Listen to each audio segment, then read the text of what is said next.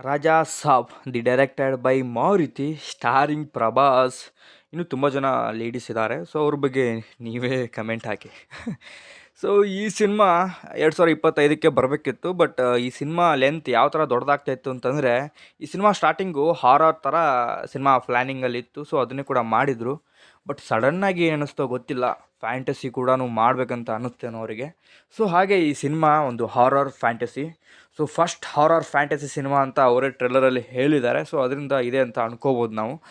So ಈ trailer ನೋಡಿದಾಗ ನಂಗೆ ಸಖತ್ ಎಕ್ಸೈಟ್ಮೆಂಟ್ ಅಂದು ಕೂಡ ಆಯಿತು. ಏನೋ ಸ್ವಲ್ಪ ಡಿಫ್ರೆಂಟ್ ಆಗಿದೆಯಲ್ಲ, ಹೆವಿ ಎಲಿಮೆಂಟ್ಸ್ ಇದೆ ಸಿನಿಮಾದಲ್ಲಿ. ಟ್ರೇಲರಲ್ಲಿ ನೋಡಿದ್ರೆ ಬೇರೆ ಲೆವೆಲ್ ಎಲಿವೇಶನ್ಸ್ ಇದೆ ಆ್ಯಂಡ್ ಬೇರೆ ಲೆವೆಲ್ ಸ್ಟಫ್ ಇದೆ ಅಂತ ಅನ್ನಿಸ್ತಾ ಇದೆ. ನೋಡುವ, ಅದಕ್ಕೆಲ್ಲವೂ ಕೂಡ ಚೆನ್ನಾಗಿರಬೇಕು, ಅದು ಲಿಂಕಿಂಗ್ ಆ್ಯಂಡ್ ಚೆನ್ನಾಗಿರೋ ಒಂದು ಸ್ಟೋರಿಗೆ ಅದು ಆಪ್ಟ್ ಆಗಿರಬೇಕು. ಸುಮ್ಮನೆ ಹಾಗೆ ಹಿಂಗೆ ಅನ್ಕೊತ ಅದು ಮ್ಯಾಟ್ರ್ ಆಗಲ್ಲ. ಸೊ ಸಿನಿಮಾ ಟ್ರೇಲರ್ ನನಗಂತೂ ಸಖತ್ ಎಕ್ಸೈಟ್ ಮಾಡಿಸ್ತು. ಆ್ಯಂಡ್ ಪ್ರಭಾಸ್ ಅವರು ತುಂಬ ಡಿಫ್ರೆಂಟ್ ಫಿಲ್ಮ್ಸ್ನ ಮಾಡ್ತಾ ಬಂದಿದ್ದಾರೆ. ಸೊ ಅದಕ್ಕೆ ನನಗೆ ತುಂಬ ಇಷ್ಟ ಆಗ್ತಾರೆ ಅವರು. ಸೊ ಈಗ ನೆಕ್ಸ್ಟ್ ಅವರು ತುಂಬ ಜಾನರ್ಶಿಪ್ ಸಿನಿಮಾ ಕೂಡ ಮಾಡಿರೋದ್ರಿಂದ ತುಂಬ ಇಷ್ಟ ಆಗ್ತಾರೆ. ಟ್ರೇಲರಲ್ಲಿ ಪರ್ಟಿಕ್ಯುಲರ್ ಆಗಿ ಸ್ಟೋರಿ ಏನಂತಂದರೆ, ಇಲ್ಲಿ ಒಬ್ಬ ಮೊಮ್ಮಗ ತನ್ನ ತಾತನ ಹುಡ್ಕೊಂಡು ಹೋಗ್ತಾ ಇದ್ದಾನೆ. ಏನಕ್ಕೆ ಅಂತ ನಮಗೂ ಕೂಡ ಗೊತ್ತಿಲ್ಲ. ಸೊ ಆ ಬಂಗ್ಲಾ ಒಂದು ಮಾಯಾ ಬಜಾರ್ ಅಂತೆ. ಸಡನ್ನಾಗಿ ಏನಾಗುತ್ತೋ, ಸಡನ್ನಾಗಿ ಏನೇನು ಆಗುತ್ತೆ ಅನ್ನೋದೇ ನಾವು ಸಿನಿಮಾದಲ್ಲಿ ಹೋಗಿ ನೋಡಿ ಎಂಜಾಯ್ ಮಾಡ್ಬೇಕಷ್ಟೇ.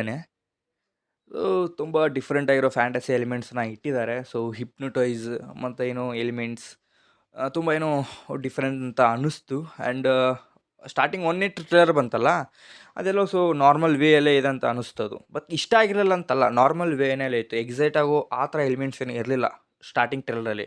ಬಟ್ ಈ 2.0 ಟ್ರೇಲರಲ್ಲಿ ಏನು ಬಿಟ್ಟಿದ್ದಾರಲ್ಲ, ಚೆನ್ನಾಗಿತ್ತು. ಆ್ಯಂಡ್ ತಮ್ಮಣ್ಣ ಅವರು ನಂಗೆ ಸಖತ್ ಇಷ್ಟ ಆಯಿತು. ಆ್ಯಂಡ್ ಒಂದು ಸಾಂಗ್ ಇದೆ, ಅದು ನನಗೆ ಬರ್ತಾ ಇಲ್ಲ, ಅಲ್ಲಿ ಬಂತಲ್ಲ ಲಾಸ್ಟಲ್ಲಿ ಸಾಂಗು, ಅದು ನಂಗೆ ಸಖತ್ ಇಷ್ಟ ಆಯಿತು. ಆ್ಯಂಡ್ ಮೂವಿಲೂ ಕೂಡ ಚೆನ್ನಾಗಿ ಕೊಟ್ಟಿರಲಿಲ್ಲ ಅಂತ ನಾನು ಕೇಳ್ಕೊಳ್ತೀನಿ. ಸೊ ಒಂದು ಒಳ್ಳೆ ಸ್ಟಾರ್ ಕ್ಯಾಸ್ಟ್ ಇದೆ. ಸೊ ಇಲ್ಲಿ ಒಂದು ಅಜ್ಜಿಗೂ ಕೂಡ ಒಂದು ಇಂಪಾರ್ಟೆನ್ಸ್ ಇರೋ ಥರ ಕಾಣಿಸುತ್ತೆ. ಆ್ಯಂಡ್ ಅದು ಕಾಣ್ತಾ ಇತ್ತು ಟ್ರೇಲರಲ್ಲಿ. ನೋಡುವ ಸಿನಿಮಾ ಯಾವ ಥರ ಇರುತ್ತೆ ಅಂತ. ಈ ಸಿನಿಮಾ ಜನವರಿ 9ನೇ ತಾರೀಕಿಗೆ ಬರ್ತಾ ಇದೆ.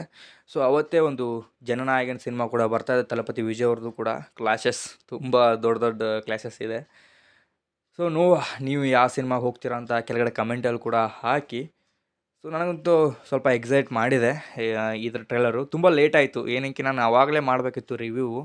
ತುಂಬ ಸಿನಿಮಾ ನೋಡಿದ್ದೀನಿ ನಾನು ಆ್ಯಕ್ಚುಲಿ OTTಯಲ್ಲಿ, ಬಟ್ ಅದನ್ನು ರಿವ್ಯೂ ಮಾಡೋಕ್ಕಾಗ್ತಾಯಿಲ್ಲ. ಬಿಕಾಸ್ ಆಫ್ ಅವು ಬಂದಿರೋ ಟೈಮೇ ತುಂಬ 1 ಮಂತ್ ಆಯಿತು. ನಾನು ಈಗಲೇ ರಿವ್ಯೂ ಮಾಡ್ಕೊಂಡು ಕುಂತ್ಕೊಂಡ್ರೆ ಅದು ನೀವು ಬೈತೀರಾ ಅಂತ ಕಾರಣಕ್ಕೆ ನಾನು ಮಾಡಿಲ್ಲ. ಸೊ ಇದ್ರದ್ದು ತುಂಬ ದಿನ ಆಯಿತು, 5-6 ದಿನ ಬಂದು ಆಯಿತು ಅಂತ ಅನಿಸುತ್ತೆ ಟ್ರೇಲರು. ಸೊ ಇವತ್ತು ಮಾಡ್ತಾಯಿದ್ದೀನಿ.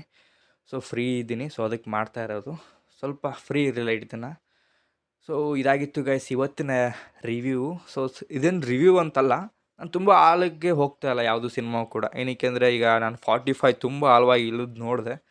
ಬೇಡ ಸುಮ್ಮನೆ ಏನು ಮೇಲೆ ಕಾಣಿಸುತ್ತೋ ಅದ್ರ ಬಗ್ಗೆ ಮಾತ್ರ ಮಾತಾಡೋಣ ಅಂತ ಜಸ್ಟ್ ಸ್ಮಾಲ್ ವಿಡಿಯೋ ಮಾಡ್ತಾ ಇರೋದು ಅಷ್ಟೇ.